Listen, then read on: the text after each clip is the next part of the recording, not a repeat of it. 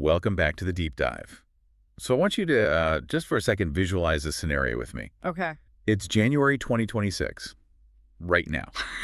You're in some sleek conference room, you're wearing your best suit, and you're about to pitch a deal that could, make or break your entire quarter. I can feel the sweaty palms already. Exactly. Your heart is doing that thing where it tries to escape your chest. Yeah. But the person across from you, Mm. the one scrutinizing your every word, your tone, even when you raise an eyebrow, it isn't a person. It's an artificial intelligence. And it isn't just listening to you. It's watching you. It's measuring you. It's measuring you. Yeah. Today, we're unpacking a really fascinating set of application materials for the Catapult Accelerator, cohort number 5.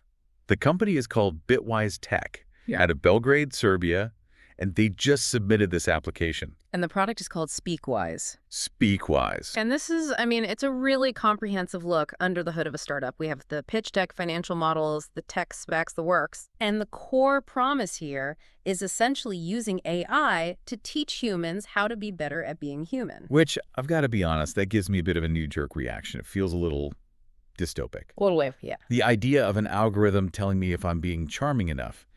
But the mission of this deep dive isn't to judge it yet. It's to unpack how they plan to solve a billion-dollar communication problem using what they call multimodal AI. Right. But before we get to the tech, which is admittedly pretty wild, we have to look at the money. Why does this product even need to exist? Because bad communication is incredibly expensive. That is the short answer. Okay. The source documents really highlight the pharmaceutical industry specifically. Farm? In the U.S. alone, companies spend about $20 billion every single year on sales training. 20 billion. With a B. That's the GDP of a small nation. Yeah. That is a staggering amount of money just to teach people how to talk to each other. It is massive, and pharma is the heavyweight champion of this kind of spending. The data in the application shows they average about $6 million per company just on training their field teams. Okay, let me play devil's advocate. If they're spending $6 million a year, shouldn't these sales reps be the most charismatic, persuasive people on the planet? Why do they need another tool? You would think so, but this is where the pitch deck drops a bomb. Uh-oh. Despite that $6 million average spend, only 16%. 1 out of 6 of pharma reps consistently deliver highly relevant messaging in the field. 16%. That is, Yeah. honestly, that's appalling. I mean, imagine if you hired a plumber and they only fixed the leak 16% of the time. You would just fire the plumber. You'd sue the plumbing school. Exactly. And Bitwise argues that the problem isn't necessarily the people, it's the training method itself. Ah. The application describes current training as static and theoretical. What does that mean in practice? Like a boring PowerPoint? It means you sit in a hotel conference room, you watch a PowerPoint about, the chemical composition of a new heart medication. Right? And maybe, if you're lucky, you role play with a colleague for 5 minutes who's just waiting for the lunch break. It lacks pressure. It lacks realism. So you have these field teams going out with low confidence. And in pharma, that's actually dangerous, isn't it? It's not just about losing a sale. Right. If you're selling a used car and you fumble the specs, you lose a commission. If you're selling a regulated drug and you say the wrong thing, it's a compliance nightmare. Lawsuits. It can lead to lawsuits, yeah. So the communication training market, which is valued at $10 billion globally, is just desperate for something that actually works. The pain point is very, very real. Okay, so the problem is expensive, and the current solution is broken. Enter Speakwise. The application calls it an AI-powered role-play and communication training platform. But let's be real, we hear AI-powered everything these days. My toaster is AI-powered. What is actually under the hood here? Think of it like a flight simulator, but for conversations. Okay, I like that analogy. Pilots don't learn to fly by reading a manual. They learn by crashing a simulator 100 times before they ever touch a real plane. Speakwise is trying to do that for negotiation. But the secret sauce here is that word you mentioned earlier, multimodal. Right. Let's dig into that. Because usually when we talk about AI, we mean large language models. Chatbots. You type text, it gives you text. Multimodal means it's taking in more than just text, correct? Correct. Most AI tools are unimodal. They process one type of input. Speakwise is analyzing multiple modes of human expression simultaneously. Okay, so what are the modes? First, there's the audio analysis. It's tracking your words per minute, your clarity, and looking for filler words. The ums, the s, the likes, we're probably full of them right now. Exactly. But it also tracks a specific metric they call pause load. Pause load. That sounds like something an engineer came up with. What is it measuring exactly? It's a metric that analyzes the silence. It measures how much of your speech time is dead air. But crucially, it tries to analyze the context of that silence. Are you pausing for effect, to let a complex point sink in? Or are you pausing because you're scrambling for an answer and your brain has just frozen? Wait, the AI can tell the difference. That's the claim. It analyzes the speech patterns surrounding the pause to determine confidence levels. That is a level of scrutiny that would make me sweat. Mhm. I mean, sometimes I pause just to think. If the AI marks me down for thinking, that feels unfair. It's a valid concern. But in high-stakes sales, hesitation can be read as a lack of confidence in the product. And we haven't even gotten to the visual part yet. This is the face talk technology. This is the part that creeps me out. It uses the webcam, right? It uses your webcam to perform real-time emotion and facial expression analysis. It literally maps your face while you talk. So it's looking for what if I'm smiling? It's looking for micro-expressions. Do you look confident? Do you look stressed? Are you displaying empathy? And it's doing all of this while you're interacting with a customizable AI avatar. Right, the avatars. They were a big part of the pitch deck. I saw the screenshots. They look like 3D video game characters. But how dynamic are they? So this is where the tech stack gets interesting. They emphasize that they use generative AI for these interactions, and that's a crucial distinction from older training software that use decision trees. Okay, break down the difference for me. What's a decision tree in this context? Think of a decision tree like one of those old choose-your-own-adventure books. Oh, I love those. Right. Yeah. If you say A, turn to page 10. If you say B, turn to page 20. It's scripted. Once you play it 3 times, you know exactly what to say to win.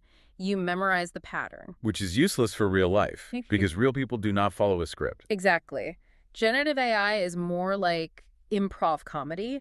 The avatar reacts to what you actually say in real time, generating a unique response based on its persona. So you could set it to be a specific type of person. Yeah, so if you're a pharma rep, you can set the avatar to be a skeptical oncologist who is 20 minutes late for a meeting. Oh, wow, that sounds incredibly stressful.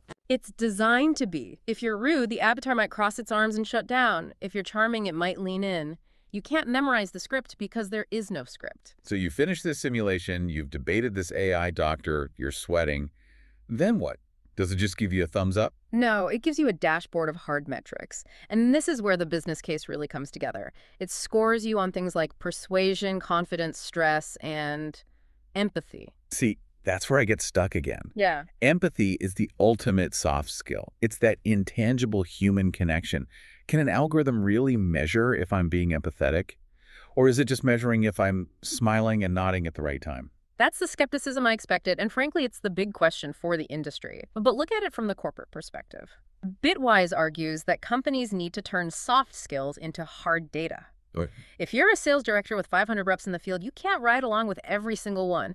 You don't know who's connecting and who's alienating doctors until the sales numbers plummet. So even if the metric is imperfect, it's better than no metric at all. Precisely. If the dashboard shows that Rep A has an empathy score of 30% and is consistently missing their targets, you now have a coaching moment. You can say, hey, the data suggests you're interrupting the client too much. And your facial expressions are reading as aggressive. Exactly. It removes the subjectivity. It isn't, I think you're rude. It is the algorithm detected aggressive tonal patterns. Which is harder to argue with, I suppose. Right. It depersonalizes the criticism.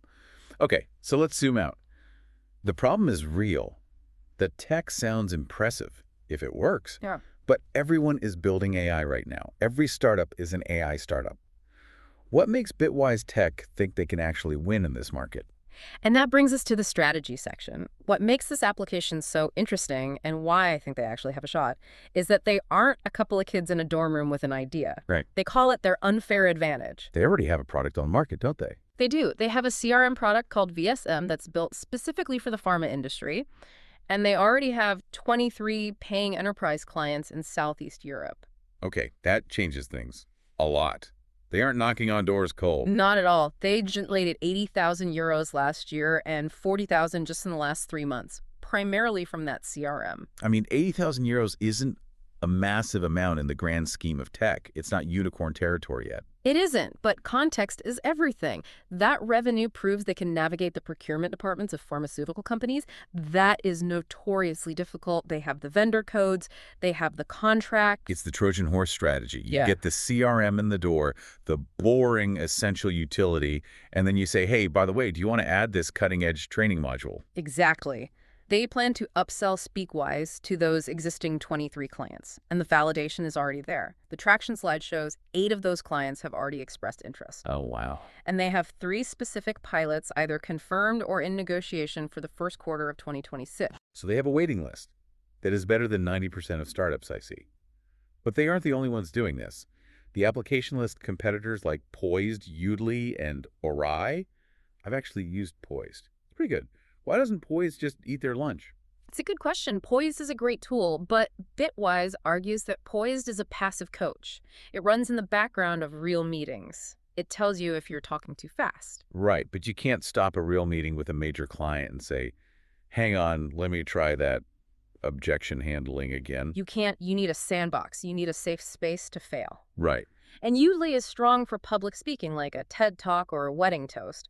But Bitwise is betting the farm on being industry-specific. The pharma angle again. Yes. If you're selling heart medication, you don't need advice on how to tell a funny opening joke. You need advice on medical terminology, compliance. And handling scientific objections. And Bitwise is integrating into enterprise systems like Salesforce, Viva, and HubSpot to make sure the training is relevant to that specific job. It's the difference between a general public speaking coach and a specialized medical sales trainer. That specialization is their moat. And the integration is key. They want the training data to live right next to the sales data. Okay, let's follow the money. This is an investment application. They're asking for cash. What's the financial situation? Currently, they're bootstrapped, and this is really significant. The founders, Alexander Dabik and Sergen Tomic, have invested 200,000 euros of their own money. 200 grand. That is serious skin in the game. That isn't friends and family money. That is mortgage the house money. It signals a lot of confidence or, obsession. They have no external investors yet. This Catapult application is for a 50,000 euro grant under the Scale It stream. 50,000 seems small. If they've already spent 200,000, what does 50K get them? It's an accelerator grant, so it's mostly about the network and the validation. But the application breaks down the use of funds logically. 50% to product dev to refine that AI engine, 30% to sales to run the pilots, and 20% for operations. But that's not the end goal. No, the big goal is stated clearly. They want to raise 300,000 euros or more in external investment to break into the broader EU market. And how do they make that money back? What's the pricing model? It's a classic tiered subscription. Basic is 25 euros per user per month. That gets you the real-time roleplay. 25 euros seems reasonable. Then there's the Pro tier at 70 euros a month, which adds the coaching recommendations and that detailed face talk analysis we talked about. And for the big pharma giants? The Enterprise tier, 160 euros per user per month. That gives the bosses the team dashboards, KPI integration, and custom scenarios. 160 euros a month sounds high for software. It does, until you compare it to the alternative. Okay. If you're spending $6 million a year on training that is only 16% effective, paying a few thousand a month for a tool that might work is a rounding error. True. If it raises that 16% stat to even 20%, it pays for itself instantly. And their projections reflect that optimism. They've modeled a best-case scenario where they hit 4.5 million euros in revenue by 2030. But I always like to look at the worst case, because things never go according to plan. In the worst-case scenario, slow adoption, high churn, they still project hitting 1.1 million euros by 2030. And crucially, even in that worst-case model, they become profitable by 2028. That is refreshing. Usually these pitch decks show a hockey stick graph where they lose money for 10 years and then magically become Google. This team seems to have a path to profitability, even if things go, just okay. It comes back to the team maturity. They list a core team of 9 full-time employees. The head of R&D has 25-plus years of experience. These aren't fresh graduates. These are veterans who understand enterprise software. They're building a business, not just a hype train. I want to pivot to the future now. The application had a section on ethics. We touched on the face talk creeping me out, but they had to fill out an ethics self-assessment. What did they say there? They were very clear. They stated that the AI is involved, obviously, but that it does not replace human decision-making and it does not discriminate. That's an important firewall. Yeah. The AI isn't hiring or firing people, it's training them. Not yet, anyway. But looking forward, their expansion plan is fascinating. They want to start in Southeast Europe, Serbia, Croatia, Slovenia, Bulgaria, Romania, then move to the EU. Okay. But industry-wise, they want to jump from pharma to FMCG, fast-moving consumer goods, and then to HR. And eventually B2C? Consumers. Yes, this is where the vision gets really big. The application mentions eventually offering individual subscriptions. So imagine a world where anyone can pay 25 euros a month to practice difficult conversations, Like asking your boss for a raise. or breaking up with a partner, Mhm. or negotiating a car deal, or telling your neighbor to keep their music down. Okay, practicing a breakup with an AI avatar is, well, it is certainly practical. But does it work? Well, it democratizes high-level coaching. Previously, only CEOs and top executives had personal coaches to critique their body language and tone. This technology puts that power in everyone's pocket. It's a shift from passive learning, like reading a book on negotiation, to active simulation. It's the Matrix style of learning. I know Kung Fu, or in this case, I know how to de-escalate an angry customer. Exactly. But it brings us back to your opening thought. If we're all training against these algorithms, Or optimizing ourselves for the algorithm. right. If the AI tells you that tilting your head 5 degrees to the left registers as high empathy, you'll start doing that. You'll learn to hack the score. It reminds me of how people write for SEO on Google. We stop writing for humans and start writing for the search engine. If we start acting for the empathy engine, are we actually becoming more empathetic? Or just better actors? That is the paradox. We might end up with a workforce that is incredibly polished, says all the right things, makes the perfect amount of eye contact, but feels completely hollow. The uncanny valley of sales reps. But Bitwise would argue that even fake empathy is better than the current situation, where the rep is rude, disorganized, and doesn't know the product. They're raising the floor of competence, even if the ceiling feels a bit artificial. That's a fair counterpoint. If I'm a patient waiting for a life-saving drug, I don't care if the sales rep is authentically disorganized. I want them to be competent enough to get the drug to my doctor. Exactly. Efficiency has a quality all its own.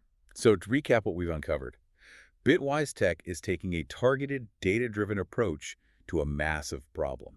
They have the Trojan horse in their existing CRM, they have a veteran team with skin in the game, and they're using multimodal AI to turn soft skills into hard metrics. And they're doing it with a realistic financial model that doesn't rely on miracles to turn a profit. It's a very solid, very mature application. Whether or not you like the idea of an AI judging your facial expressions, it seems like the industry is moving that way. The train has left the station. The only question is whether Bitwise will be the one conducting it. Here's a final provocative thought for you to mull over. We worry about AI replacing us, but tools like Speakwise suggest a different future. A future where AI doesn't replace us, but it standardizes us. If we all use the same app to learn how to be charming, do we lose the quirks and flaws that actually make us interesting? Or do we just become really, really good at getting what we want? Something to think about the next time you rehearse a conversation in the shower. Thanks for listening to this deep dive into Bitwise Tech. We'll see you on the next one.